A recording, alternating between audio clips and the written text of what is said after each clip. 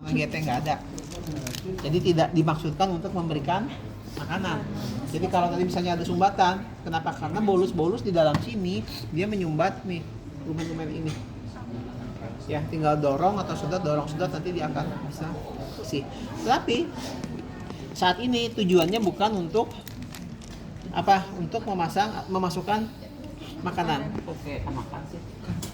Benda asing yang mungkin terminum oleh si korban. Contohnya adalah zat-zat yang mengandung racun toksik. Contohnya apa? Sabun. Minum sabun biar maya, Pak. Sabun Ada Roundup bersifat bisa, jadi racun itu bisa bersifat korosif, contohnya kayak asam dan seterusnya, tapi asam nggak kita kasih ya. Jadi kayak racun serangga, kemudian racun apa tanaman gitu ya, itu yang mual, muntah berlebihan, kemudian pusing, kemudiannya sakit perut sampai muntah, sampai penurunan kesadaran. Nah, kondisi ini yang harus teman-teman perhatikan. Biasanya kalau misalnya kayak racun serangga, contohnya kayak baygon itu. Saya bersihin. Ya, separuh kop. Kemudian warnanya masih biru nggak sih? Biru kan? Ya. Ya. Kemudian saya tumpahkan lagi NaCl ke dalamnya sampai penuh. Apakah warnanya berubah? Berubah. Jadi lebih biru apa jadi lebih muda? Udah. Kenapa? Tapi belum hilang dia, Pak. Belum hilang. Kenapa? Karena terjadi penurunan konsentrasi. Oke, sekarang ini adalah sirup warna biru yang manis. Saya masukin setengah. Saya masukin lagi air sampai penuh. Apakah tambah manis? Apakah tambah tawar? Tawar. Sampai sini paham konsepnya? Paham. Kasih air putih saja itu sudah cukup untuk mengurangi keracunan tadi, karena konsentrasinya akan menurun. Selain air putih, Bang. Ya? Selain air putih. Air apapun bisa. Air peran gitu, air comberan. Dan korbannya harus dalam kondisi sadar. Kalau kada sadar kenapa? Nggak bisa. Resiko tersedak, resiko aspirasi. Ketika terjadi penurunan kesadaran, jangan berikan minuman. Oke. Tetapi untuk minum itu sangat tidak nyaman bagi orang-orang yang demikian. Kenapa? Ada orang yang sentimen suicide, dia memang pengen bunuh diri, dia pasti akan menolak pengobatan itu. Oke? Clear ya? Dia pasti akan menolak karena dia pengen memang untuk mengakhiri hidup, misalnya seperti itu. Bawa ke rumah sakit, kemudian nanti disuruh minum nggak mau, baru kita pasang NGT-nya.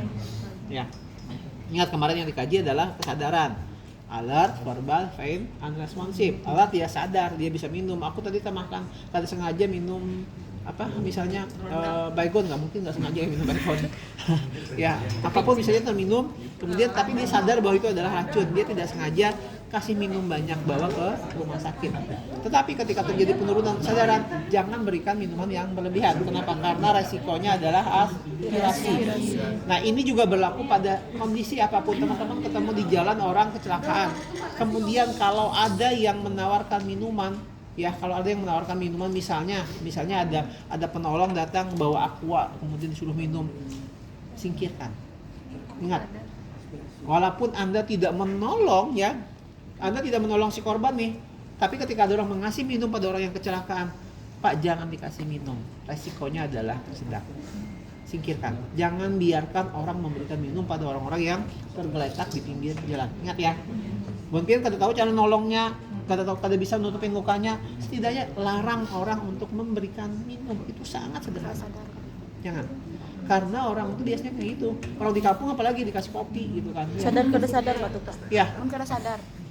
Justru nggak sadar tuh nggak boleh. Kalau sadar Jangan. Jangan. Biarpun luka baret pun.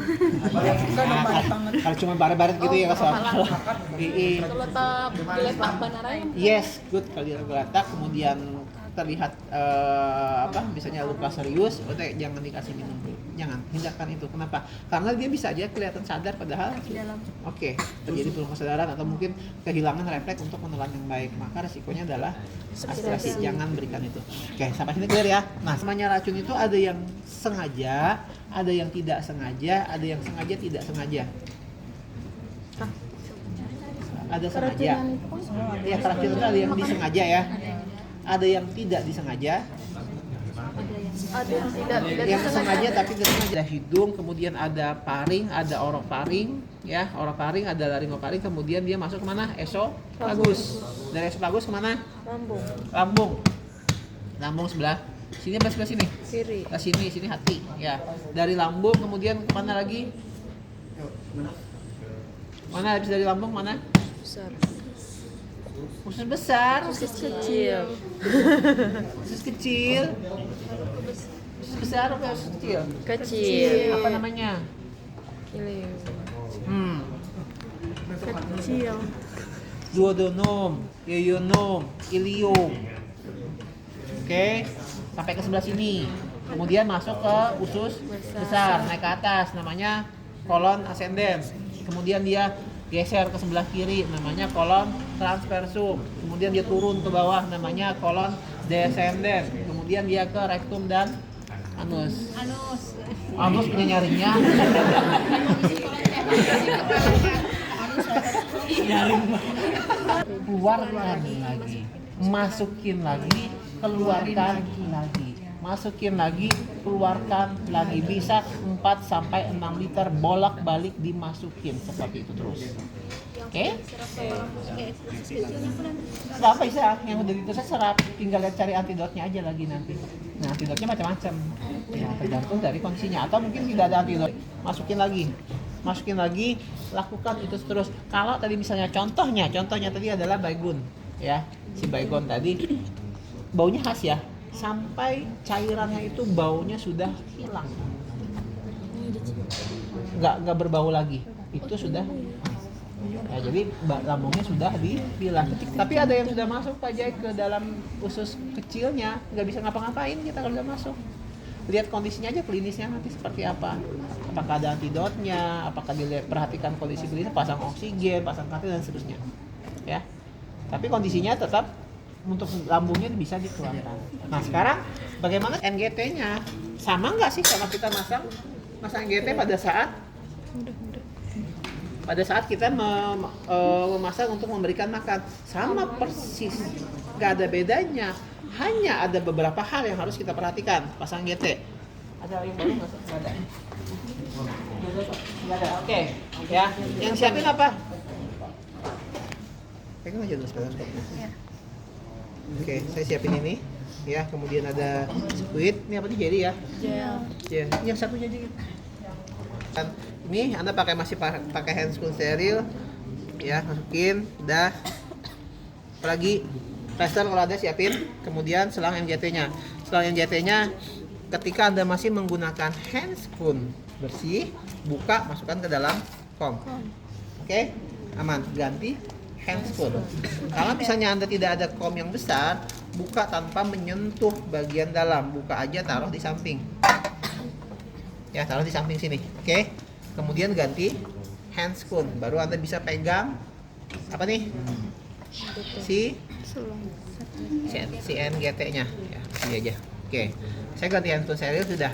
Kemudian apalagi saya lakukan? Apalagi? Sampai hidung, udah. Ini pegang sini, ini sampai lambung. Dapat berapa nih?